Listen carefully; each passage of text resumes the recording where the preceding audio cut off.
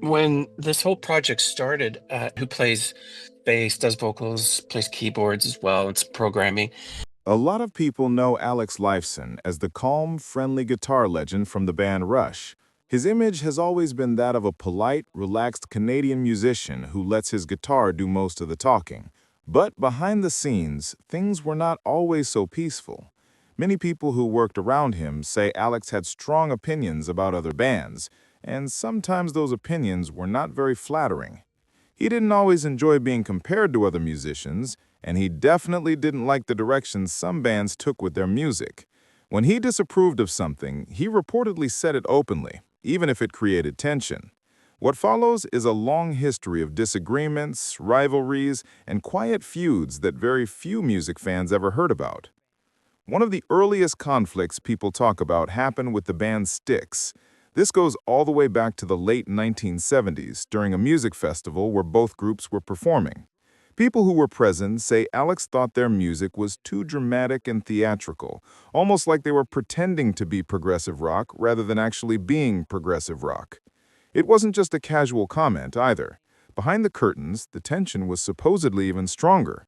Someone claimed that Alex walked by their dressing room and didn't even greet them, which many interpreted as an intentional insult. Later in an interview, Alex was said to have dismissed their music as too smooth and made for radio rather than artistic expression. Fans of both bands began arguing about who was more real, and the divide got bigger. Some people believed Alex felt they watered down progressive rock in order to sell albums. Others thought that he simply didn't like the tone and style of their songs. Whatever the truth was, the rivalry became a small but memorable part of rock history. Things didn't get any friendlier when it came to Boston. Despite both bands rising to fame in the same decade, Alex was never a fan of their sound. He reportedly found their recordings too polished, almost like every note was cleaned and perfected in the studio rather than played naturally. He supposedly made critical remarks about Tom Scholz's famous guitar tone, calling it too sterile and lifeless. Imagine one guitar hero openly saying another guitar hero's work has no soul. This caused quite a stir. At an awards show, the situation got worse. People say Alex refused to sit near members of Boston, and at one point, he may have even walked out during one of their performances. He felt their songs were missing real emotion and relied heavily on studio technology instead of musicianship. The disagreement grew to a point where event organizers tried to keep both bands separated to avoid drama. Boston never replied publicly, but everyone knew something was going on. A surprising source of friction was the band Foreigner. Nobody expected tension between them, but insiders say it existed. Alex supposedly thought Foreigner had traded authentic progressive elements for commercial success. There was also a studio encounter in New York where Alex overheard Foreigner recording. He apparently didn't like what he heard and commented that their songs were too simple and designed only for radio play. This criticism wasn't just made once. People who knew him said he often questioned the artistic value of their music among friends. Foreigner's management even tried to set up a collaboration at one point, but Alex refused. He didn't want to associate their sound with his own. When both bands performed in the same cities during separate tours, Alex reportedly made sarcastic remarks about their musical direction. Word eventually got back to Foreigner, and things stayed tense for years. Journey was another band Alex had issues with. This conflict was less about personal problems and more about a difference in artistic values. Journey became one of the biggest arena rock bands in the 1980s, and Alex didn't appreciate the shift toward huge choruses and heavy keyboard use. He felt they abandoned the depth and complexity that defined progressive music.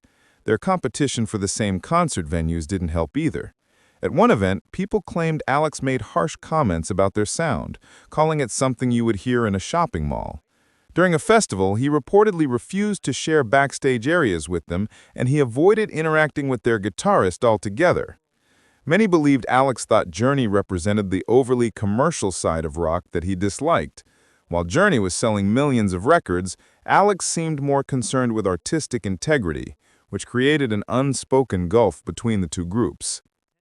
Kansas was another band that found themselves in Alex's crosshairs, at least according to several accounts. The tension began when Alex made comments in a magazine interview criticizing their use of violins and classical-style arrangements. He suggested that their sound felt like they were trying too hard to be different, rather than naturally expressing their creativity. In later interviews with journalists, Alex allegedly laughed when asked about Kansas, and even questioned their musicianship. Reporters claim he mocked some of their most successful songs. Kansas heard about these comments and didn't stay quiet. They responded through their own interviews, leading to a years-long back-and-forth exchange. Progressive rock fans became very divided.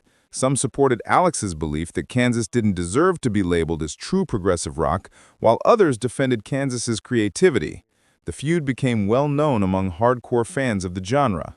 Another band Alex reportedly disapproved of was Yes, one of the biggest names in progressive rock.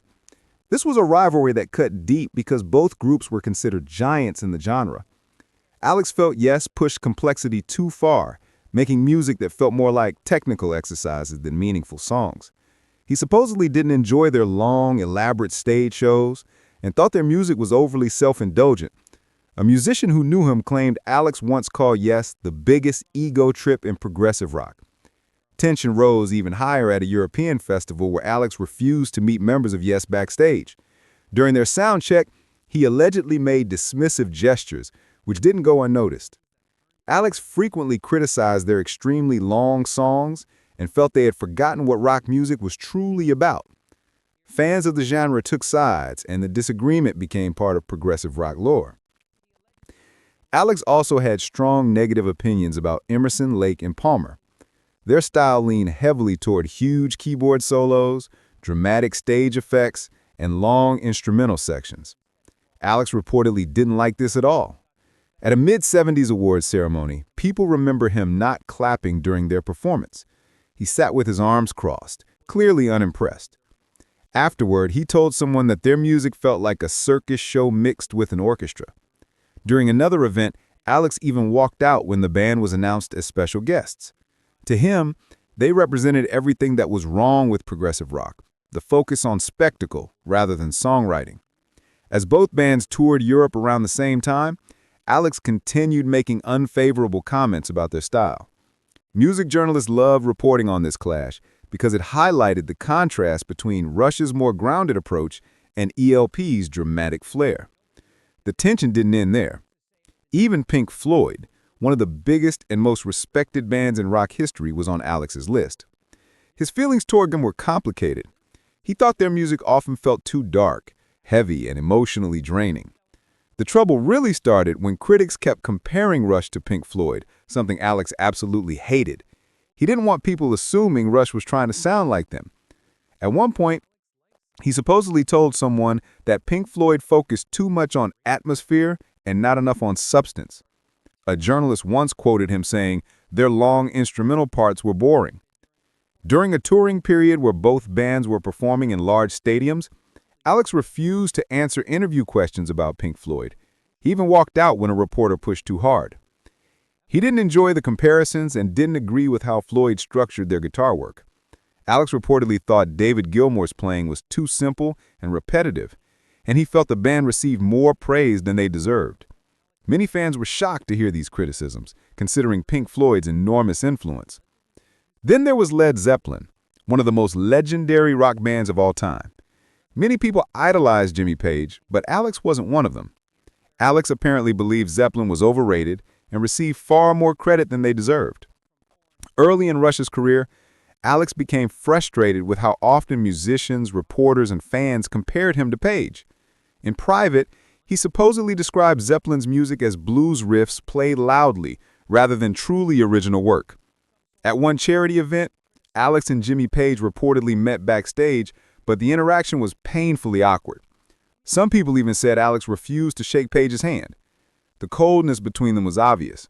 Alex was also critical of Zeppelin's live performances, which he felt were sloppy and unpolished. He believed Rush worked harder on stage and delivered better, more reliable shows. Challenging Led Zeppelin's reputation was almost shocking at the time, making this one of the biggest rivalries associated with Alex. But the most intense dislike Alex reportedly had was toward the Rolling Stones. He didn't enjoy their style at all.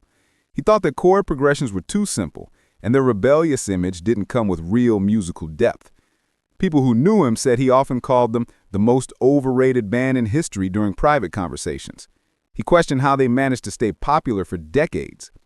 One producer said Alex once compared their guitar playing to something a beginner would do. Alex refused to attend a festival where the Stones were headlining because he didn't want to be associated with them. Some witnesses say he even called their performance a nostalgia show for people with no musical taste. He also criticized Keith Richards' guitar work, calling it sloppy and amateurish. The part that shocked most people was Alex's belief that the Rolling Stones damaged rock music by making it acceptable to simplify everything. He felt they lowered the artistic standards of an entire generation. This made the rivalry not just professional, but deeply personal. All these stories reveal a different side of Alex Lifeson, a side that wasn't afraid to express disappointment, frustration, or disagreement with other musicians, even famous ones. Whether he was right or wrong is up to fans to decide. But the fact remains that Alex had strong views about what music should be, and he didn't hesitate to voice those views, even when it created tension.